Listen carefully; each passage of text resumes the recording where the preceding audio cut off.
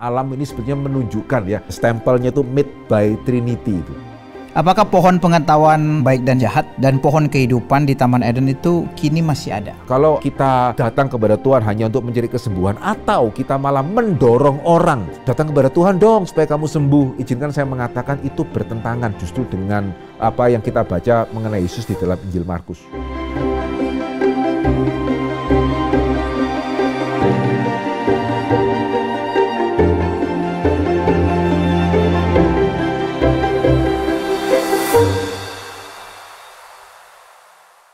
Selamat datang di Fokus Q&A, Fondasi Kekristenan untuk Semua, program yang memfasilitasi iman kita dalam mencari pengertian menuju orang Kristen yang dewasa.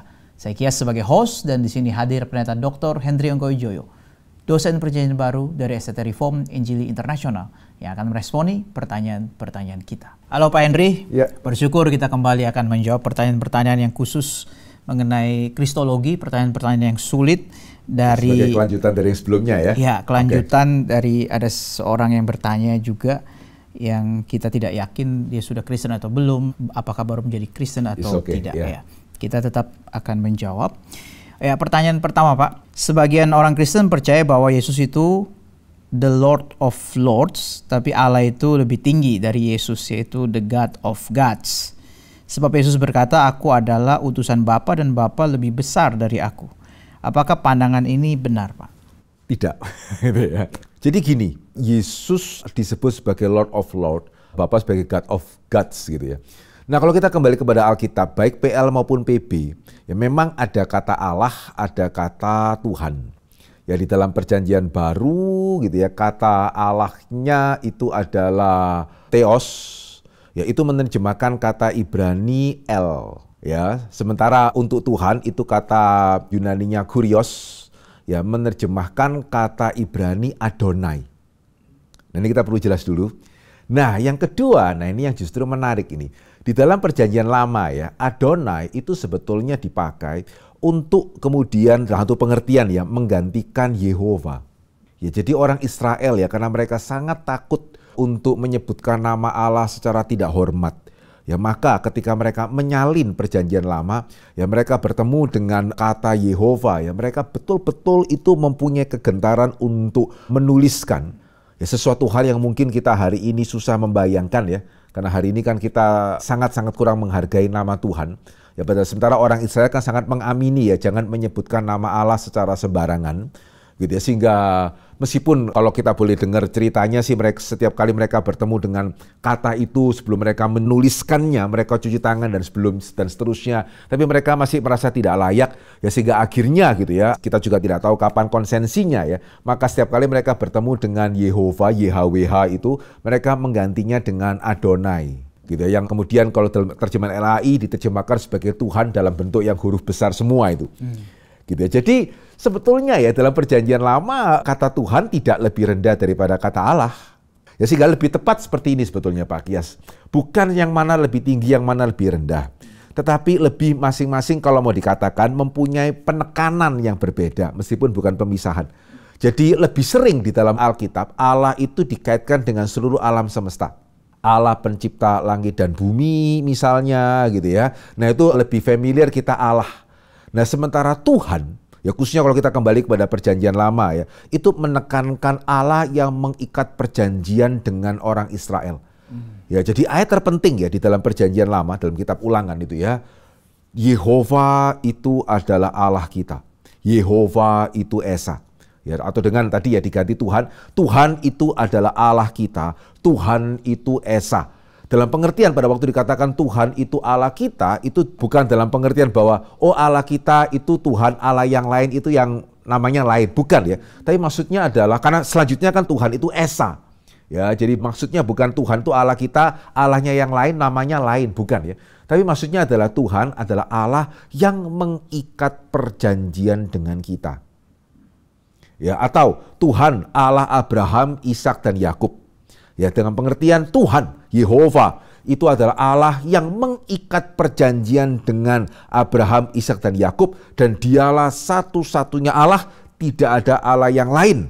Begitu ya, selain daripada Allah yang mengikat perjanjian dengan Abraham, Ishak dan Yakub. Ya, sehingga Tuhan itu lebih berkonotasi Allah yang mengikat perjanjian. Ya, sehingga dalam hal ini juga ya, saya percaya bukan kebetulan ya. Kenapa kita lebih familiar misalnya ketika kita berdoa ya, kita menutupnya di dalam nama Tuhan Yesus. Gitu ya, bukan Allah Yesus. Ya, saya seumur-umur menjadi orang Kristen belum pernah mendengar gitu ya. Padahal ya apakah dia Allah ya, kalau kita kembali sekali lagi kepada rumusan Tritunggal ya nggak salah juga begitu ya. Tapi kenapa kok Tuhan Yesus itu sekali lagi mengingatkan kita ya bahwa di dalam Kristus Allah mengikat perjanjian dengan kita. Ya, Allah mengikat perjanjian dengan kita, itu kenapa kita berdoa bukan dalam nama Yesus itu sebagai jimat ya, tetapi sebagai untuk mengingatkan kita apa yang membuat kita yakin bahwa Allah akan mendengarkan doa-doa kita, karena Allah kepada siapa kita berdoa sudah mengikat perjanjian dengan kita di dalam Kristus. Ya, sehingga dari sini pun kita melihat bukan berarti Yesus lebih rendah ketika disebut Tuhan di atas segala Tuhan, sementara Bapa Allah sebagai di atas segala Allah. Tapi juga waktu ditanyakan ya, Yesus mengatakan Allah lebih besar daripada aku. Nah, ini kunci yang sangat penting di dalam Filipi ya. Pasalnya yang kedua, ya di ayat yang kelima ya. Hendaklah kamu dalam hidupmu bersama menaruh pikiran dan perasaan yang terdapat juga dalam Kristus Yesus. Yang walaupun dalam rupa Allah tidak menganggap kesetaraan dengan Allah itu sebagai milik yang harus dipertahankan, melainkan telah mengosongkan dirinya sendiri, mengambil rupa seorang hamba menjadi sama dengan manusia. Ini ayat penting ya, karena menegaskan di satu sisi setara. Ya, karena kalau enggak ya bagaimana bisa dikatakan di dalam kesetaraan dengan Allah. Sehingga siapa yang bisa setara dengan Allah? Ya Allah. Ya, mana bisa ciptaan setara dengan pencipta? Tidak bisa. Sekaligus juga di sini dikatakan ya, dia tidak menganggap kesetaraan dengan Allah sebagai milik yang harus dipertahankan, melainkan telah mengosongkan dirinya sendiri, mengambil rupa seorang hamba. Hamba dengan Tuhan besar mana? Besar Tuhan. Ya, sehingga tidak salah Yesus mengatakan bahwa Bapakku yang mengutus aku lebih besar daripada aku. Ya, karena memang dia sudah mengosongkan diri, ya mengambil rupa seorang hamba menjadi sama dengan manusia. Bahkan kalau kita teruskan lagi ya, dalam keadaan sebagai manusia ia telah merendahkan dirinya dan taat sampai mati, bahkan mati di atas kayu salib. Ya, itulah sebabnya Allah sangat meninggikan dia dan mengaruniakan kepadanya nama di atas segala nama. Ya, sehingga pada waktu kita sampai di ayat yang ke-9 ya, Allah meninggikan Yesus. Ya, kalau kita membaca dari ayat yang kelima tadi, kita nggak akan mengatakan, loh Allah meninggikan Yesus, berarti Yesus lebih rendah daripada Allah. Loh iya, karena dia sudah merendahkan diri. Bukan dari sononya gitu ya.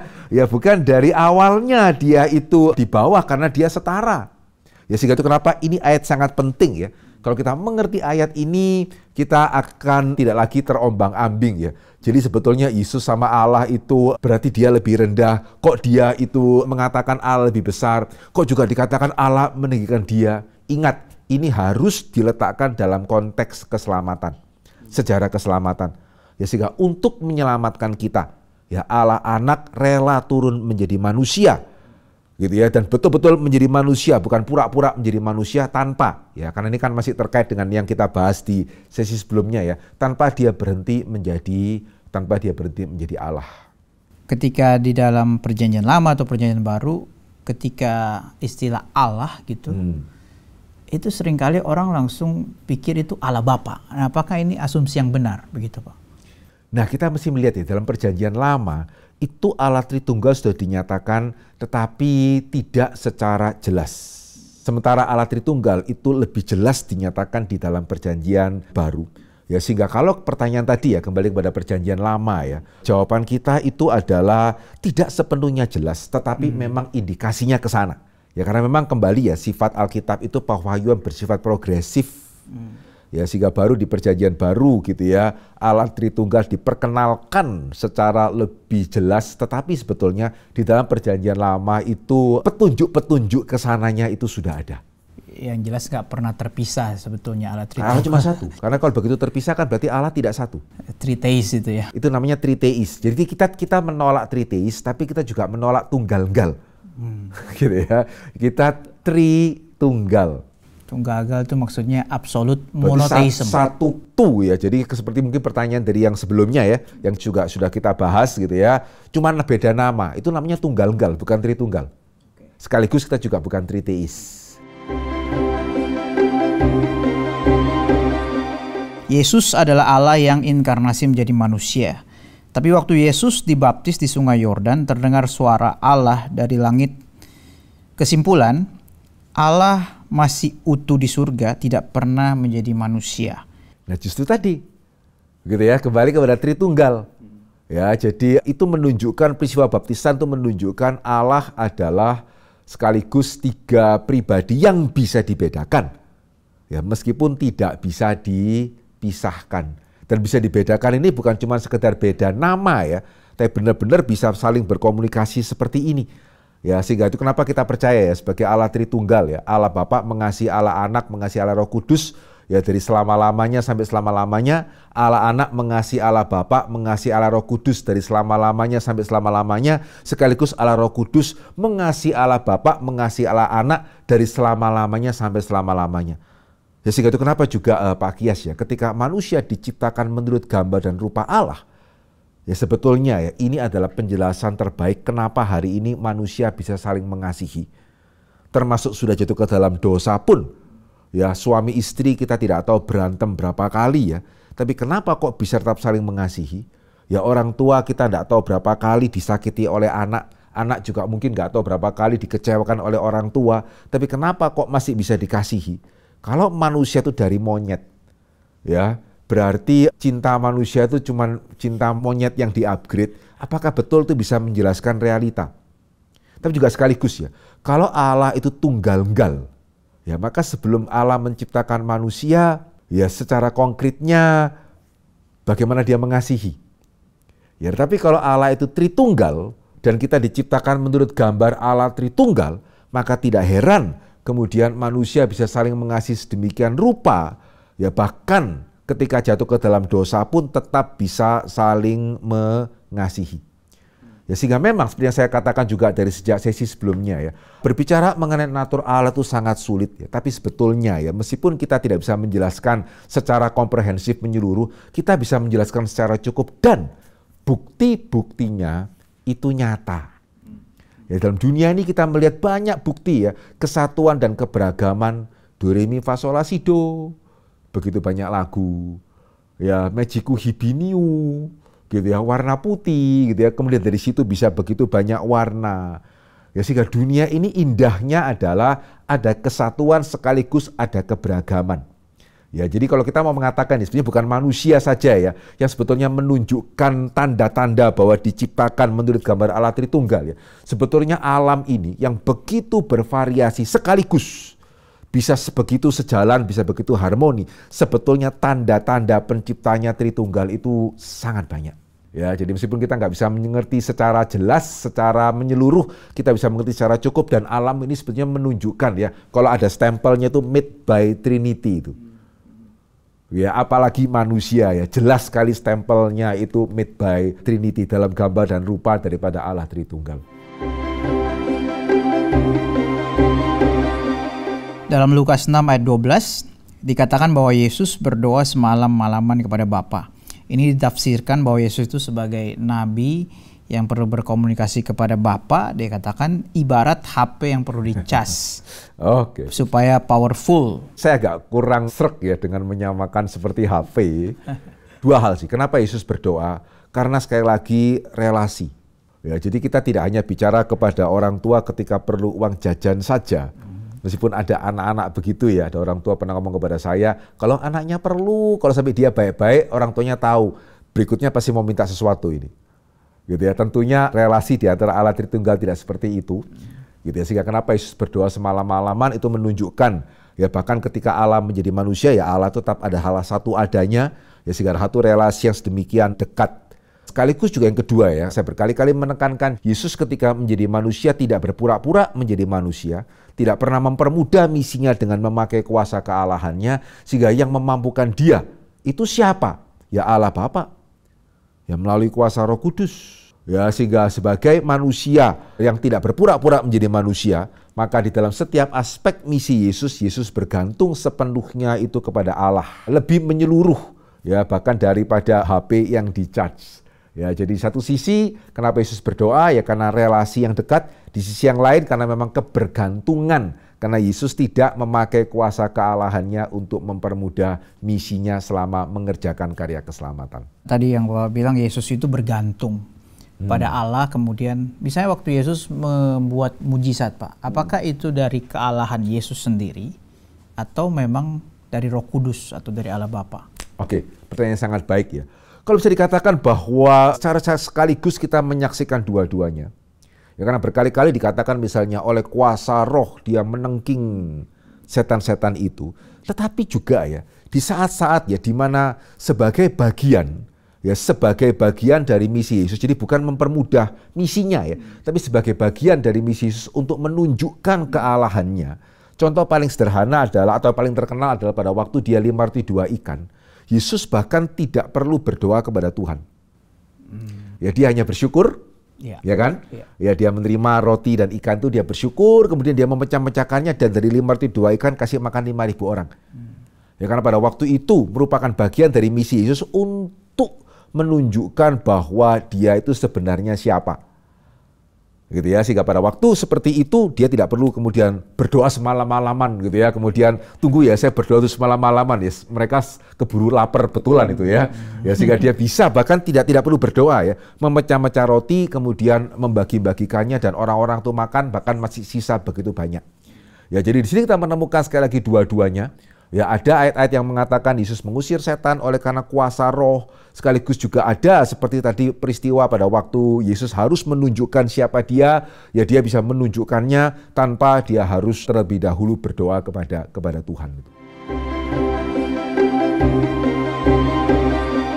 Yang menarik ketika Yesus menyembuhkan orang-orang sakit, kadang Yesus berkata jangan ceritakan hal ini kepada orang lain. Ada tafsiran waktu itu kuasa Allah yang ada dalam diri Yesus sudah berkurang sehingga dia sulit melakukan mujizat, maka perlu berdoa dulu malam harinya, dan ketika bangun tidur ibarat HP sudah lowbat perlu dicas dulu. Ya bagaimana Pak? Enggak juga sih, kalau mau dikatakan itu khususnya paling banyak di Markus ya. Ya Markus yang paling banyak itu sebenarnya menunjukkan hal seperti itu. Karena sebetulnya ya ketika orang banyak bercerita, ya malah akhirnya berita Yesus tidak sampai. Sehingga Injil Markus jelas mengatakan karena orang yang sudah diberitahukan seperti itu ya, kemudian justru menceritakan. Iya. Ya, tapi yang menarik ketika itu terjadi ya, bukannya kemudian Yesus maka hanya sebagian yang Yesus bisa sembuhkan karena tenaganya habis gitu ya. Karena orang sudah dikasih tahu tidak boleh cerita, kenapa dia cerita, bukan. Tapi yang terjadi adalah ketika orang yang sudah diberi peringatan tetap menceritakan, akhirnya banyak orang datang itu untuk mencari kesembuhan. Sehingga akhirnya Yesus malah terhambat pelayanannya di dalam memberitakan kerajaan surga. Ya, jadi menariknya ya, ada yang tidak taat sehingga akhirnya tetap cerita, terus juga akhirnya lebih banyak orang datang. Kalau misalnya betul indikasi tadi ya, waduh Yesus ini baterainya sudah habis, berarti banyak orang datang, sebagian disembuhkan, sebagian lain tidak ini. Tapi ternyata tidak. Ya ketika sebagian orang itu datang, dampaknya adalah berita mengenai kerajaan surga, Yesus kesulitan untuk melakukan karena banyak orang datang cuma minta disembuhkan. Sehingga justru di sini kita melihat pelajaran penting hari ini ya. Kita percaya sampai hari ini Tuhan bisa menyembuhkan. Tetapi ya kalau kita datang kepada Tuhan hanya untuk mencari kesembuhan, atau kita malah mendorong orang datang kepada Tuhan dong supaya kamu sembuh, izinkan saya mengatakan itu bertentangan justru dengan apa yang kita baca mengenai Yesus di dalam Injil Markus. Ya, jadi Yesus bisa menyembuhkan orang, tapi tetap berita utamanya adalah kerajaan surga. Jangan dibalik. Saya pernah mendengar di dalam Markus itu ada mark secrecy motif. Ya. Itu bagaimana Pak? Boleh kasih penjelasan? Sebetulnya ya itu karena latar belakangnya itu kan dari orang-orang liberal. Mereka mengatakan bahwa ketika Markus mencatat mengenai mujizat, ya yang orang liberal kan tidak percaya mujizat ya. Gitu ya. Jadi sebetulnya menurut mereka ya jemaat yang menerima Injil Markus juga bertanya-tanya, ya nggak pernah kami mendengar kok mengenai mujizat itu kok. Dari mana kamu bisa mengatakan Yesus melakukan mujizat? Ya maka menurut orang liberal gitu ya, Markus menceritakan messianic secret tadi ya karena mau menunjukkan karena kamu tidak tahu. Ya, Yesus tuh pada waktu melakukan mujizat itu dia tuh bilang supaya jangan bilang-bilang gitu ya. Jadi itu kenapa kamu tidak pernah mendengarkan mengenai Yesus melakukan mujizat, karena Yesus sengaja merahasiakan. Padahal Menurut orang liberal, Markus bohong nih. Ya, jemaatnya tidak pernah mendengar Yesus melakukan mujizat karena memang Yesus tidak pernah melakukan mujizat. Karena bagi orang liberal pada waktu itu ya mujizat tidak bisa terjadi. Ya, itu cuman alat yang Markus lakukan untuk menyembunyikan kebohongannya sebetulnya. Ya, which is konyol karena Markus sendiri kalau betul dia memang menuliskan hal itu untuk bohong, kenapa dia juga mengatakan orang-orang tidak taat? Gitu ya, menceritakan justru ya sehingga akhirnya lebih banyak orang datang kepada Yesus. Sehingga latar belakangnya itu ya. Jadi menurut orang liberal bukan karena Yesus capek, ya tapi karena Markus mau menutupi dustanya ya dengan memakai device itu gitu. Apakah pohon pengetahuan hal yang baik dan hal yang jahat dan pohon kehidupan di Taman Eden itu kini masih ada? Ya, yang pasti Alkitab tidak mengatakan Taman Eden dimusnahkan, cuman kita tidak bisa akses ke sana. Jadi untuk sekarang ya, apa saja di Taman Eden kita tidak bisa tahu. Gitu. Tetapi Alkitab sudah mengatakan ya, ketika nanti di dalam langit dan bumi yang baru, yang pasti itu hanya dicatat pohon kehidupan. Ya, jadi dalam Wahyu kita melihat pohon kehidupan itu tetap ada, tapi untuk pohon pengetahuan baik dan jahat tidak lagi dicatat. Dan kalau saya boleh menduga, ya kan sekali lagi kita tidak bisa bersifat dogmatis ya untuk hal-hal akhir zaman ya. Karena pada waktu itu kita sudah mengenal Tuhan. Ya, yang berarti kita sudah mengenal baik dan jahat, kita tidak lagi memerlukan pohon baik dan jahat. Ya, tapi pohon kehidupan itu tetap ada. Tapi untuk hari ini gitu ya, yang saya bisa katakan adalah Taman Eden itu tidak dikatakan dihilangkan, tetapi kita tidak bisa mengaksesnya. Ya, sehingga kita tidak tahu apa yang terjadi di dalam lingkungan Taman Eden gitu. Apakah kerajaan 1000 tahun di kitab Wahyu itu betul akan terjadi secara realita atau hanya alegoris? Istilahnya bukan alegoris ya. Kalau mau dikatakan beda penafsirannya itu antara yang harafiah dengan idealis. Gitu ya, bukan realita dengan alegoris tapi harafiah dengan idealis. Ya, jadi yang harafiah benar-benar percaya 1000 tahun. Ya, sementara idealis bukan berarti kita yang percaya idealis tidak percaya bahwa 1000 tahun itu tidak terjadi. Cuman kita tidak melihatnya terjadi persis harafiah 1000 tahun. Ya, idealis itu berarti ya kita melihatnya 1000 tahun itu sebagai suatu simbol gitu ya, yang menyimbolkan rentang waktu antara Yesus mati, bangkit, Roh Kudus turun dengan kedatangan kedua. Ya, sehingga hari ini itu kita sudah hidup di masa 1000 tahun. Ya, hari ini kita sudah hidup di masa 1000 tahun tanpa harus menunggu 1000 tahun secara harafiah itu terjadi. Nah, kenapa kita tidak percaya 1000 tahun secara harafiah itu terjadi? Kita mungkin tidak bisa menjelaskan secara komprehensif ya. Kalau misalnya banyak pendengar kita yang merasa perlu, ya mungkin kita bisa nanti pakai satu sesi obrolan fokus ya, berbicara mengenai 1000 tahun. Tapi kalau misalnya memang banyak pendengar itu yang merasa begitu, bisa kasih komen ya. Ya sekaligus silakan tanya di kolom komen hal-hal berkenaan dengan 1000 tahun, apa yang pendengar kita ingin tahu. Nanti kita akan adakan satu sesi khusus membicarakan mengenai 1000 tahun. Tapi secara singkatnya saja ya, kenapa kita memang dalam teologi reform bisa dikatakan cenderung kepada penafsiran idealis, karena memang di dalam bagian Alkitab yang lain tidak ada berbicara mengenai 1000 tahun. Sebaliknya dalam banyak bagian Alkitab yang lain dikatakan ya nanti Yesus akan datang sekali lagi, selesai. Dan yang kedua, 1000 tahun itu bukan cuma sekedar hanya muncul di Wahyu ya, tetapi Wahyu itu sendiri penuh dengan perlambang. Ya, jadi andai kata 1000 tahun itu muncul hanya satu kali dalam surat Paulus misalnya, itu cukup. Ya, jadi kita juga bukan masalah, 1000 tahun minoritas, yang lain enggak, maka kita enggak percaya. Ya, tapi karena hanya muncul satu kali dan di kitab Wahyu yang penuh dengan perlambang. Gitu ya. Ya, sehingga itu kenapa kita tidak cepat-cepat percaya ada kerajaan 1000 tahun secara harafiah.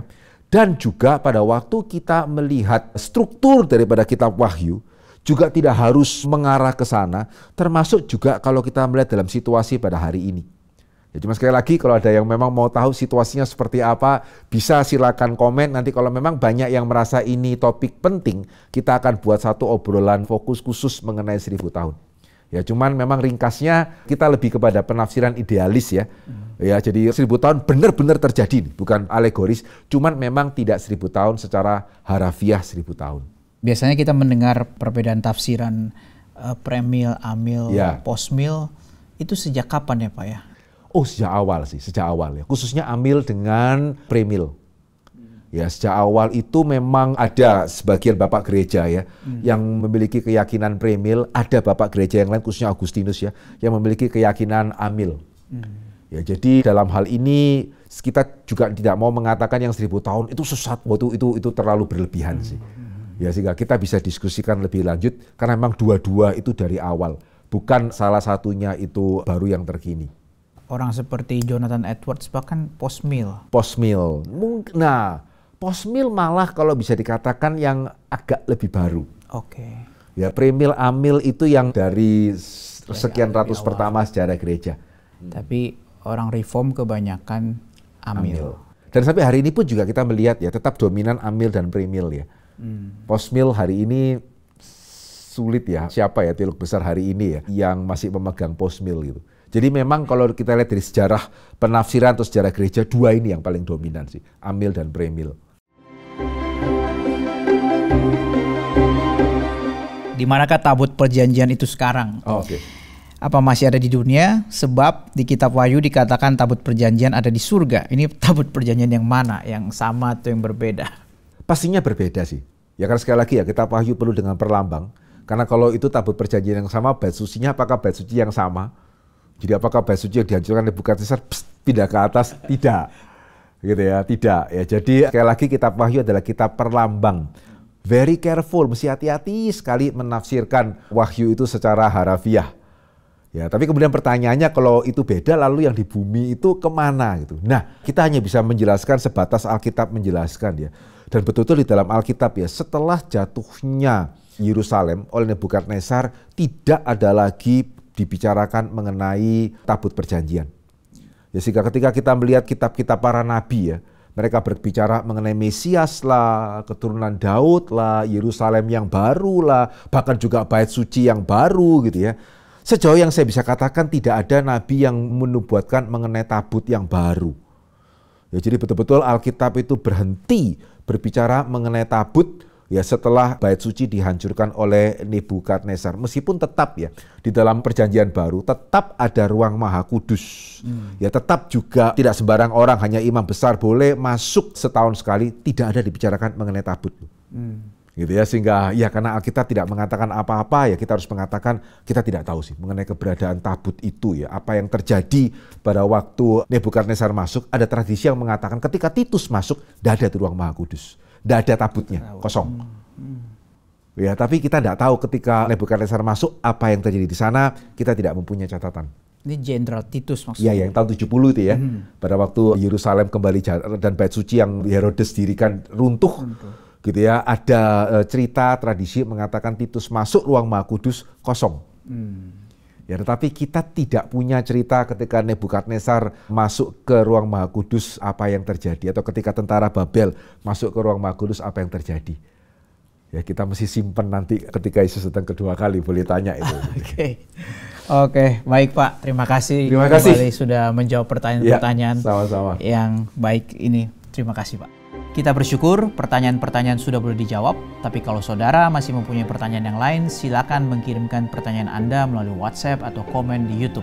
Link kelas fokus episode 1-22 yang membahas dari penciptaan sampai eskatologi bisa didapatkan di dalam kolom deskripsi. Jika saudara mendapat berkat dari program ini, silakan share kepada yang lain. Mari kita bersama bertumbuh menjadi orang Kristen yang dewasa. Tuhan memberkati.